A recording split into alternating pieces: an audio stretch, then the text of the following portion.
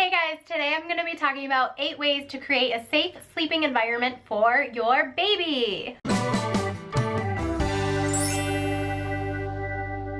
if you have a baby, you know that there are standards and requirements and everything for everything. And it's kind of hard to keep everything straight. So I'm going to tell you guys 8 tips to keep your baby's sleeping space safe. Number 1 is to remove all distractions.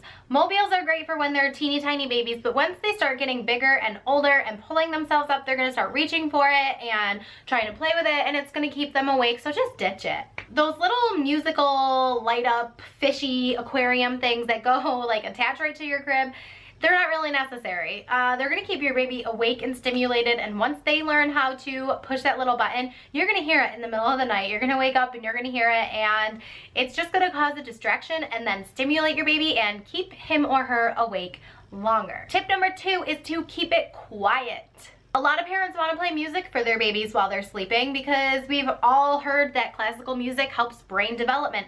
I made this mistake and I've learned from it, but we used to play classical music for Timmy, and then I learned that white noise is better. That music is more stimulating, and even just like a high-pitched note can wake up your baby, and then they're going to be set off into tears and tantrums, and you're going to be in your baby's room helping him calm down for the rest of the night. So use the music as part of your bedtime routine, but stick to white noise or no noise while your baby is sleeping. I like to use white noise because I have 3 kids and they don't always all nap at the same time, but having white noise in their room drowns out the other kids, it drowns out outside noises, and we don't have to tiptoe around the house to keep everything quiet for them. So my tip is to use white noise. Tip number 3 is to make it dark. Keeping it dark, especially for naps, is more important because it is more difficult to get a baby to sleep during the day. So I recommend using Blackout Easy window covers. There's a link in the description box below. I swear by these. I love them. We have them in Joshua's room. Tip number 4 is easy. Keep it a good temperature. Anywhere between 67 and 72 degrees will keep your baby warm. A rule of thumb for temperature is that you should always have your baby in 1 layer more than an adult would wear. Now, if you are wearing an undershirt and a long sleeve shirt, then you are going to want to put your baby in a onesie and a long sleeve shirt and then throw a sleeper or a sleep sack over it.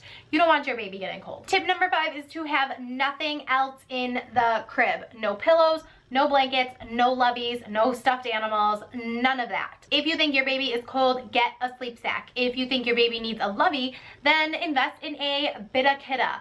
Those have little loveys attached to the sleep sack, so not only is it keeping them warm, but it's giving them a little lovey to hold on to. I prefer Halo sleep sacks because they have a whole line of sleep sacks, from the infant sleep sack and newborn sleep sack that our hospital gave us, and we loved it. And they also have sleep sacks that your baby can grow into, that you can put their little feet through once they start standing, and they have bigger ones for even toddlers, so it's worth checking out. It is recommended that you do not put blankets in the crib until your baby is over a year old. I've heard way too many horror stories, so I do not mess with this. Most of you have probably heard that crib bumpers are no longer recommended, so we like to use the Breathable Baby mesh crib liners. Now, once your baby starts rolling over and kind of like moving around the crib, you might notice that their arms or legs, they poke out and they hang out and they don't know how to get them back in. So then they wake up crying and you're like, I just want to use bumpers.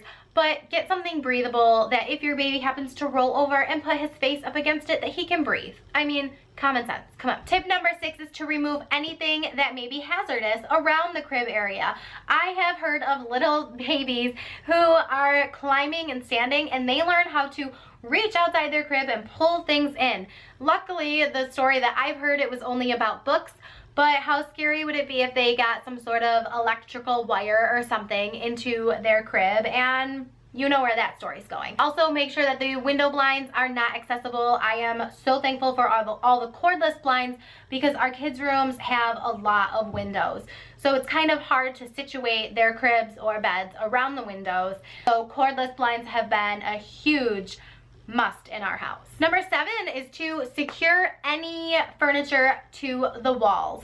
Once you make that leap into the toddler bed, it is going to be a whole new world. All of the cute little things that you had on shelves or anywhere in your kids' room, you're not gonna want any of that stuff in there anymore. Maybe it was just my kids that like to explore their bedrooms once they're in the toddler bed, but I'm pretty sure it's not. So if you have a climber, you are going to want to secure any dressers, any shelving units, anything that your kid can climb on, secure it to the wall. Because the last thing you want to do is wake up at 3 in the morning to the sound of a dresser falling on top of your baby. How awful would that be? Just secure it to the wall. Tip number 8 is a little bit controversial, but I am passionate about it. Your baby needs to sleep in his or her own space.